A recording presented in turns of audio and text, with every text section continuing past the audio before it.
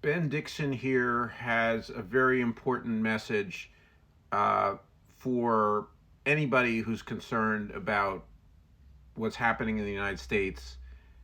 And he is saying, and I think he has good grounds to um, observe this and to fear this, that uh, Elon Musk is organizing a coup within a coup. So I think that you could say that Donald Trump is putsching, okay, with regard to the rule of law in the United States. So he has decided to override and roll through all kinds of constitutional restraints, and also he's relying also on the Supreme Court that he believes will rubber stamp his violations of law.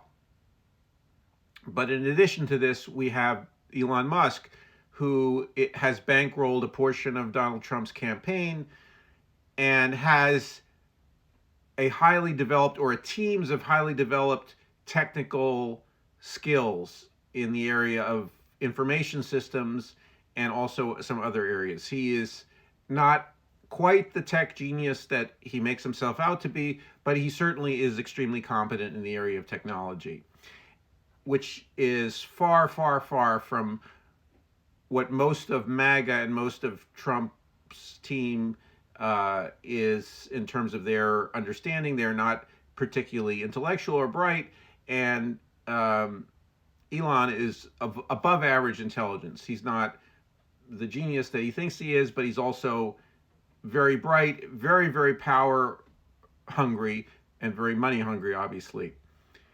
But here you have, in this video, Ben Dixon is actually appealing to Trump, even though Dixon is extremely opposed to Trump and MAGA, and as I mentioned in a previous video, he has criticized Cenk Uygur for being too conciliatory to MAGA and also other Democrats, or I mean, Cenk is not necessarily a Democrat, but anyway, here he's actually making an appeal to Trump, saying, Trump, you're going to lose your power to Elon Musk very quickly if you don't stop him from, in this case, in this video, he's talking about the Office of Personnel Management. So all of the data about all federal employees, and that he says that they've either taken control or are about to take control of all of the records there, and that they are installing, as they've seen in other reports, hard drives in those systems to potentially to steal the data from there.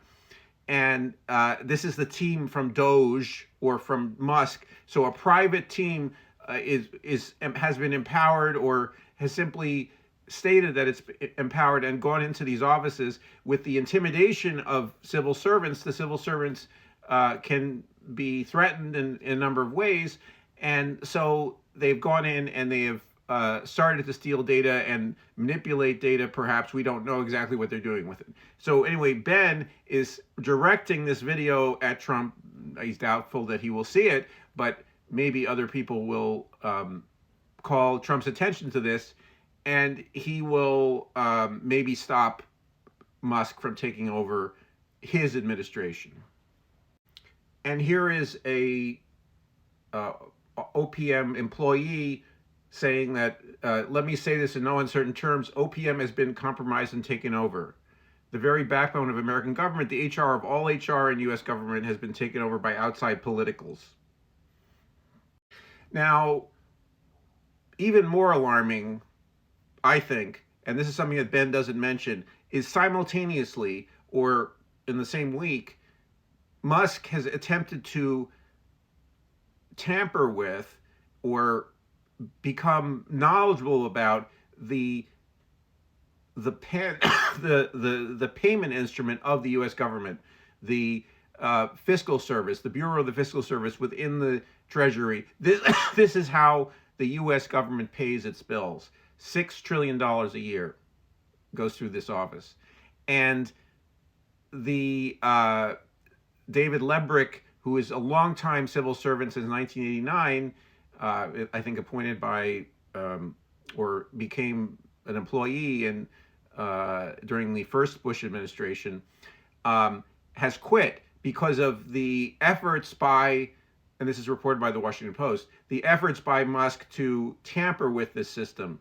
And I don't know if Lebrick clued them in on his operations, or he realized this is, and he quit in order to withhold his knowledge from Musk. So there are a number of alarming things here, that basically having Musk either partially in control or fully in control of this is outrageous. Okay, this is a government contractor who has made his billions, not all of his billions, but 70% of his billions from government expenditure, is going to try to control and maybe take over or maybe undermine the way that the U.S. government injects money into the economy. This is very critical.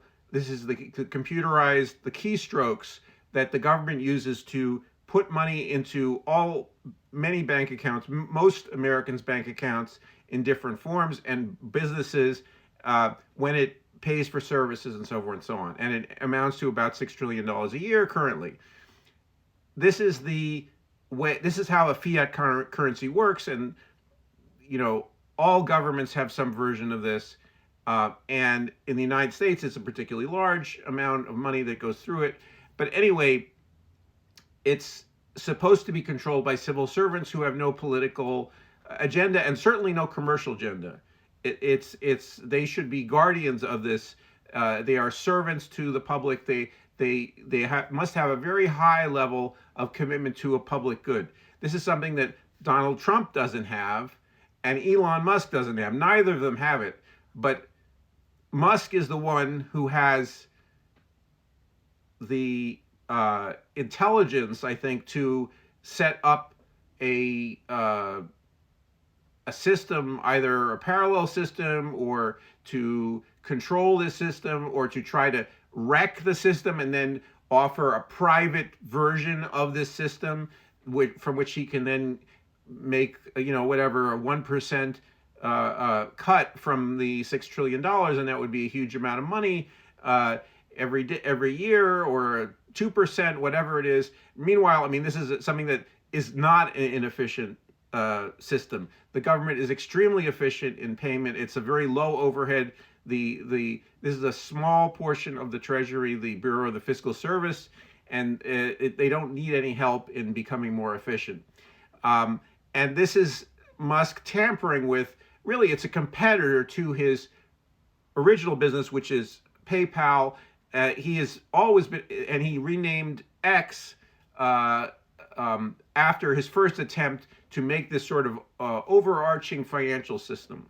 And also, this is an obsession of tech oligarchs. The Broligarchy is to create a crypto-based alternative to the dollar. And so here he has control of the dollar, so he could decide, well, let me try to put my crypto instead of the dollar, or let me undercut the dollar in some way or another, so I can either just confirm my own bias, my being Musk's bias is about, I'm so great and wonderful and therefore I should rule and all my ideas are great, or actually, make more money and become a trillionaire faster, or become a trillionaire at all, one way or the other. But this should be what he's doing. He should be kicked out of all these things, and he should have nothing to do with these things.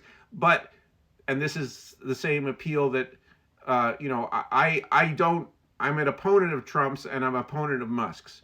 But, and this is where understanding the difference between bad and worse comes in. Trump is bad, very, very bad, but Musk is worse. So, and this feature of the U.S. federal government is a crucial instrument we have to help us as a society become more sustainable, to save us all from climate catastrophe. And it's very, very critical that we have this instrument functional. Anyway, I hope you enjoy this video.